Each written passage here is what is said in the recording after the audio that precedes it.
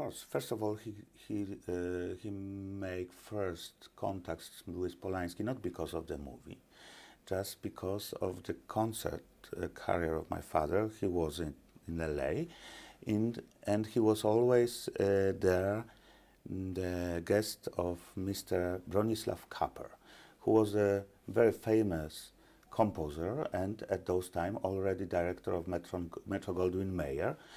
So he was his friend from the time of the studying in Germany, in Berlin. And at those time, it was in the 70s, early 70s, my father stayed at home of Mr. Kapper, and Mr. Polanski was invited to the dinner there, to a dinner. So they met for the first time in LA during the concerts of my father. And later they met a few times in Warsaw, accidentally. No, never got a closer contacts and connections, but they met. And later, as soon as Polanski decided to make a movie on the story on the book of my father, he visited him at home. And they spent an evening together. But there was no press, there was no photographs, there was no any kind of promotional work at those time. He wanted just to, again, to meet my father. And it was a very nice time. As I heard, I was at those time not at home. So my father was very pleased of Mr. Polanski because he's a very charming and very special person.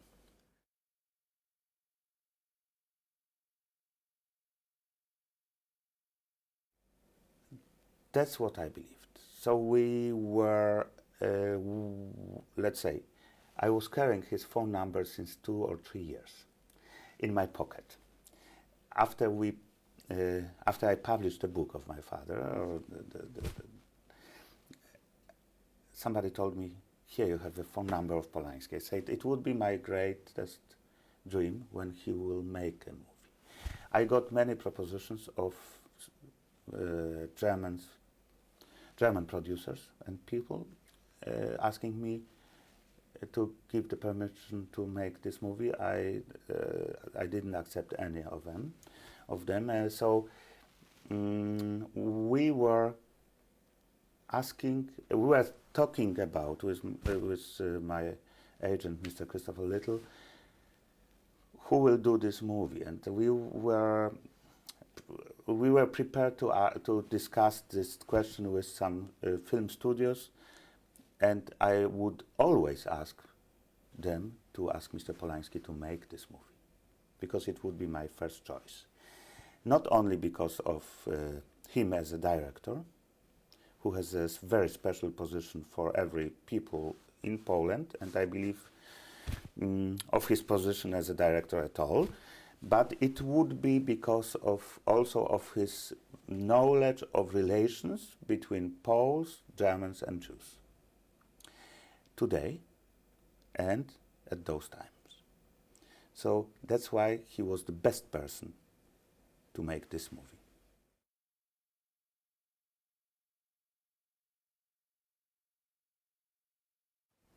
I believe the book of my father, written straight after the war, was a very honest document. There was no influence, there was no political correctness in this book. There was only one change at those times in the fact that it was not a German officer but Austrian officer. It was the ingerence of the censorship. My father was not involved in this. At the time of publication of this book, my father was in Sweden. And as he came, he found very strange change in the book that was an Austrian. At those time, Russian was standing still in Austria. They prepared to have a good Austrian people also. They were preparing this new image of Austria. So that's why I believe it was this change, very simple. But on the other side, nothing was fiction there, and it was a real document. So if we republish this book today, or 98, I was very careful. There was no change of any facts inside. And So the movie of Mr. Polanski was a very honest movie because it was very well made on the book of my father. And even there was some facts which were reminding Mr. Polanski his own experiences. That's only because they were, for all those people, the same. Ghetto was ghetto. It was a big concentration camp or prison. So they couldn't make different experiences there. That's all.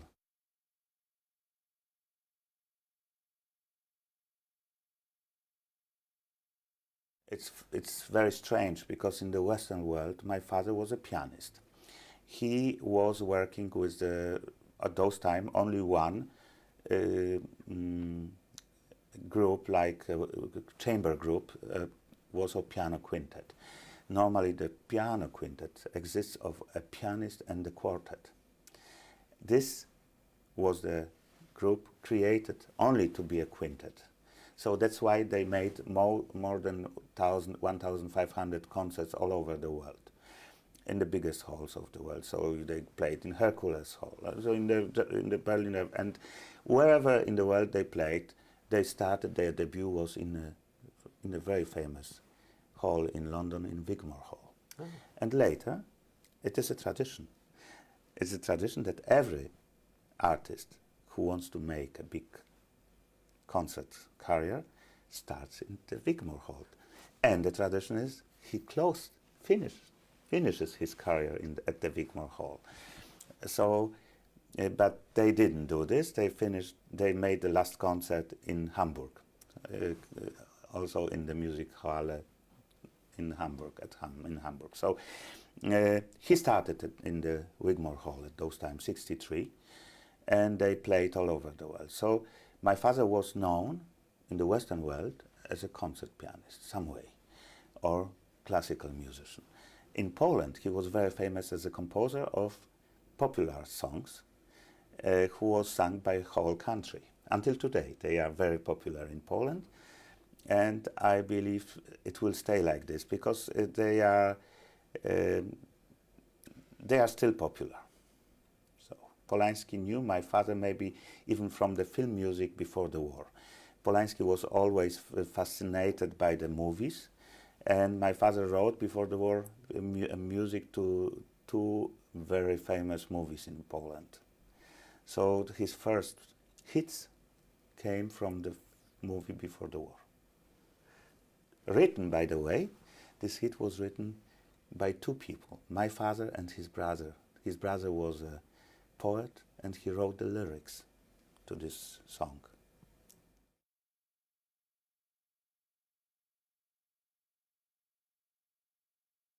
No, they didn't. You have to know, you can't imagine as a person from Great Britain that but the people who was participating some way in this cruel war never talked about their experiences. There was no will of talking on the side of the victims, and there was no will of talking on the side of the criminals who made this war. I lived for a long time in Germany, and I realized that there was no discussions between fathers and sons and grandchildren. They didn't even knew that they were as a soldiers somewhere in Poland or in Russia. In general, they tried to not to talk. This question, talk or not to talk, was always the most important question of my thoughts about this topic.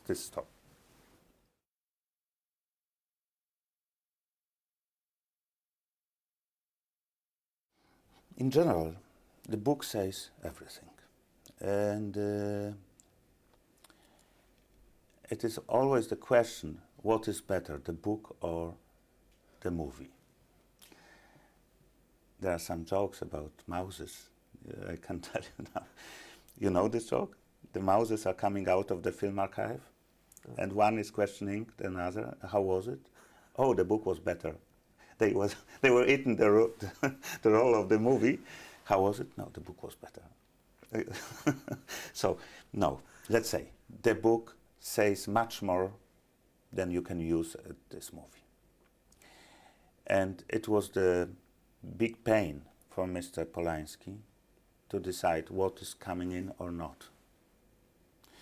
And in the book, you get much more information than in a movie. It's normal. It's a process of writing the screenplay, and I was not really asked about additional information, but that's true.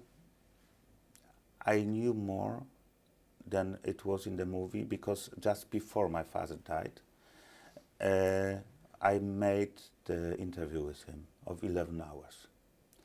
And because it was after we made some meetings with the readers in Germany and in England, it was for him much easier to talk.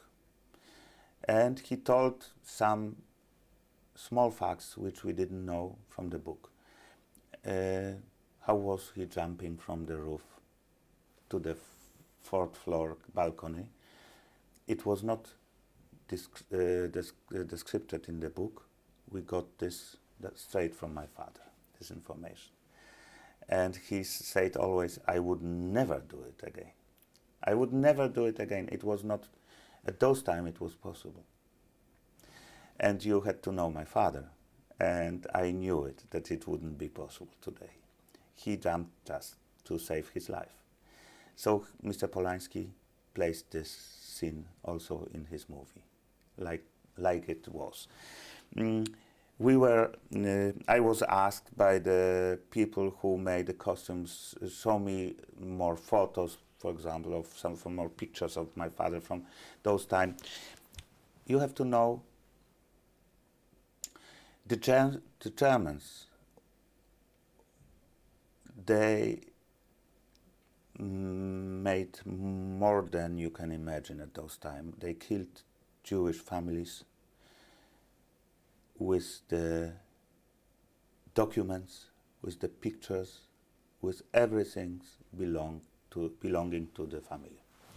There was no successors of these families. We have a lot of works of art and music and books today was written by Jewish people. There is no successors for this things.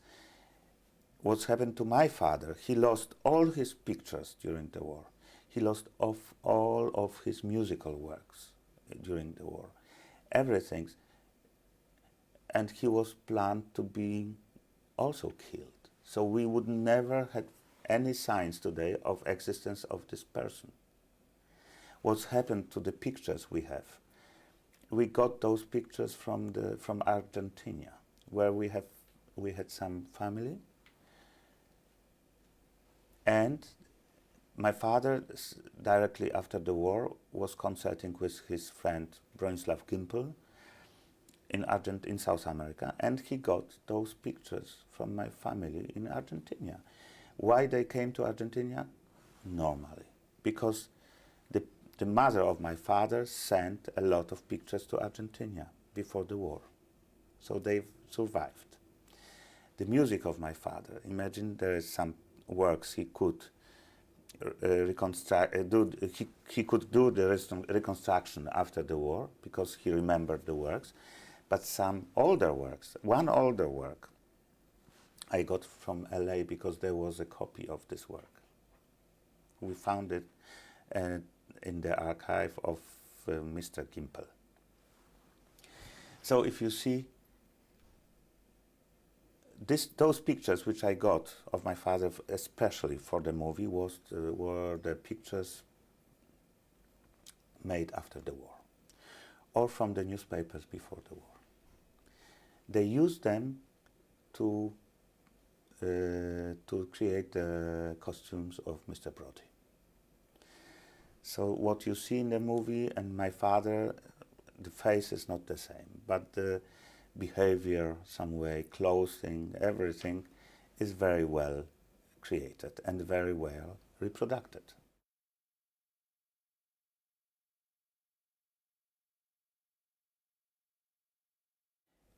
Many journalists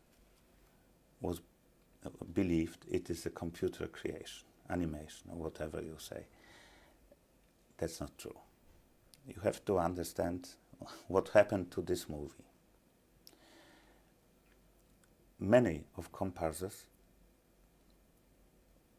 were asked to wake up at 4 o'clock in the morning, to arrive at 5 o'clock in the morning, to be dressed and for makeup, which took 3 hours, 4 hours. Why? Mr. Polanski is a very special director. He's looking for every details to be real. What we got, the picture of Warsaw, was not created. They bumped the old military base, Russian military base, on the territory of East Germany. The Russian soldiers left before, and this base should be anyway destroyed. So they prepared this for this movie. So most of them were very real, of these ruins. So there was no computer animation there, especially on this scene. It is so shocking, but it's true.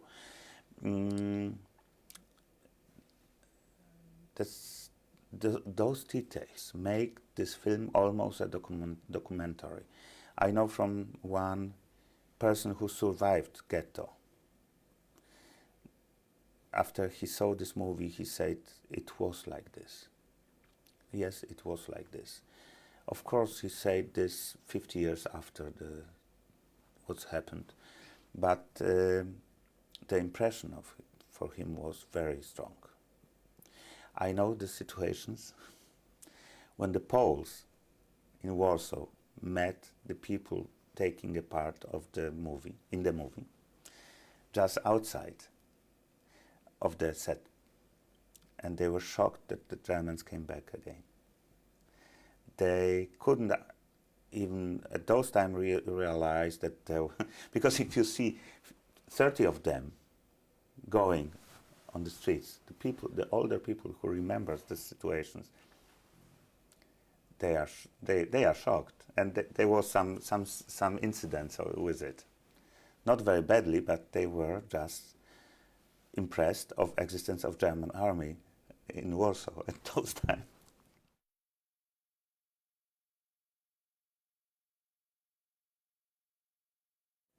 We had a big problem to talk about the time of the war. My father thought he doesn't want to give me this information away, just because it's a kind of poison. And the only one way to talk to him was to arrange the interview with the movie team. And then I saw that there was only one situation where we could talk about this, because if he agreed to make an interview, he made it. But believe me, it was a very difficult story. It was not like we are talking about. People from the German TV saw this stuff and they said, this is mostly interesting because of this tension during the interview.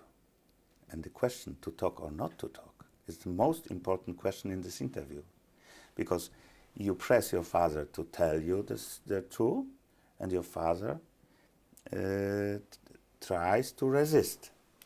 And then you press more and he resists more, and this tension is getting up. So finally he says everything. But this tension in this interview you have to live in, because it's mostly important. Why it is mostly important? Because this barrier and these difficulties you observe in Germany or between the victims also until today.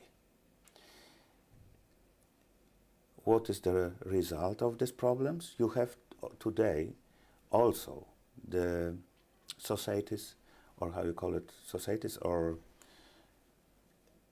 of the children of victims of Holocaust. Because the children of victims of Holocaust got also victims of Holocaust because of this neurosis, which was transferred from parents to the kids. The kids will be more, they get more attention from parents. They will be, the parents tries to look for them much more than in a normal family because they are afraid to lose them, so because they lost their parents and their families. So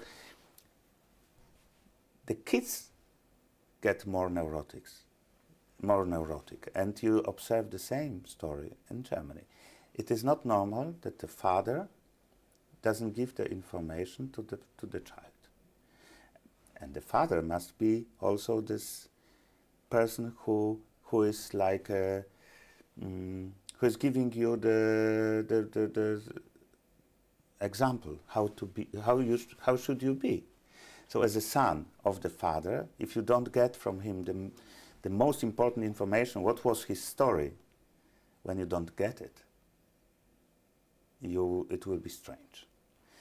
And there's some kind of groove between the generations with state. I was asked many times why it was not possible to find Hosenfeld after the war. And the answer was because, first of all, my father didn't know him.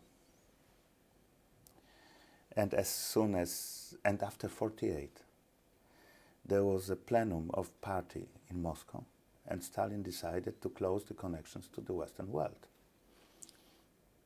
After 1948, there was no chance, really no chance. You could do everything before 1948 to help Mr. Hosenfeld to survive. After 1948, nothing. So he died of the aneurysm in the Russian POW. Yeah, it's like a gulag. Yes. Yeah. And strange, as I published a book in Hamburg, there was one doctor who came to me and said, "Mr. Szpilman, what's a wonderful and impressive book and important book." And this lady told me, "And may you imagine, I have a neighbor who was in the same camp with Mr. Hosenfeld after the war in Russia." And I asked, "May I talk to him? I would like to talk to this person." "Oh no, it's not possible, he's still Nazi." And he didn't like Mr. Hosenfeld because he helped to the Jews. And the Russian didn't like Mr. Hosenfeld because they didn't believe him. So he was totally alone, and he died really under very terrible circumstances in Russia because of his illness also,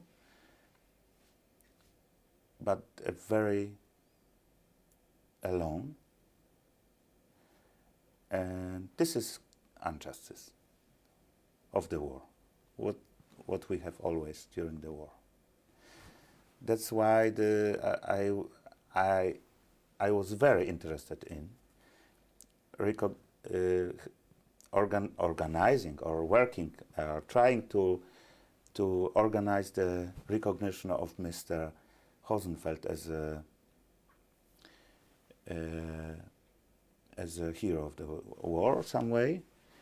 So we got this made in Warsaw by a Polish president. He got a posthum cross. I don't know how it's called, this cross, but this is most important order in Poland, and he got recognized at Yad Vashem. He got his tree as a righteous for righteous man. Yes. So this is in Israel. It's very special for the people who supported Jews during the war, and non-Jews who supported Jews during the war. And I dream of getting this made for him in Germany. So it would be for me important that he will be recognized as a hero, German hero, in Germany especially, what is very difficult at the moment. I don't know why. So this is the story of Hosenfeld, which was important for me, because if we not provide those people with the justice, so what can we do more? Nothing.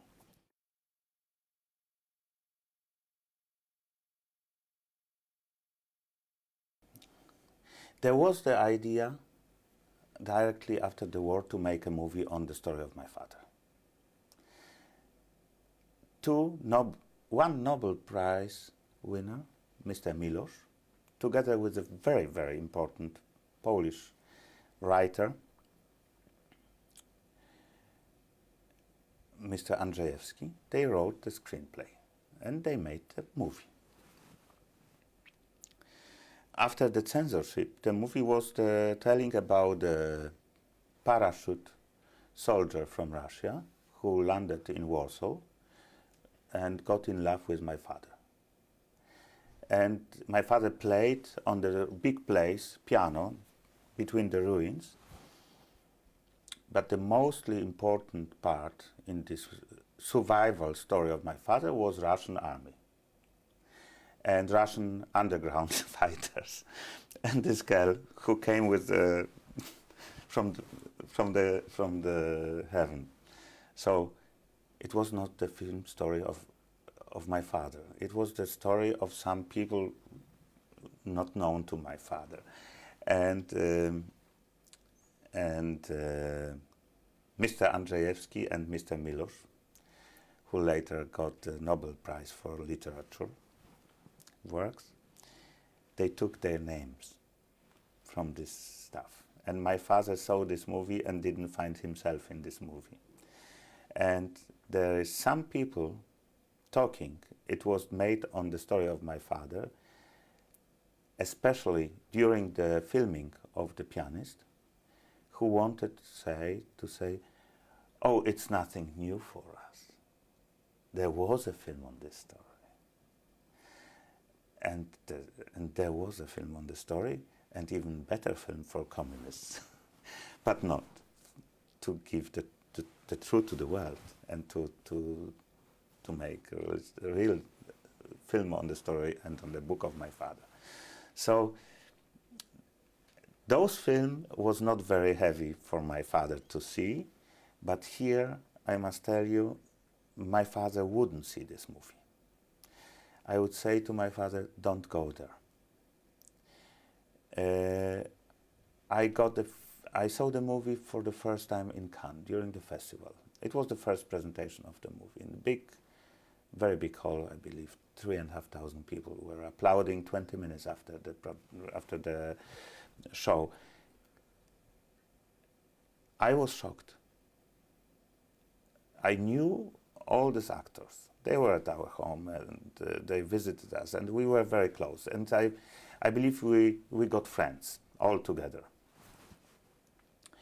During the filming, we were out for evenings, and we got friends. But as I saw the movie, I got impression that I'm for the first time at the home of my family. This is because of the realistic art of filming. I was very impressed, and I believe my father would be shocked. He couldn't stand to see this movie.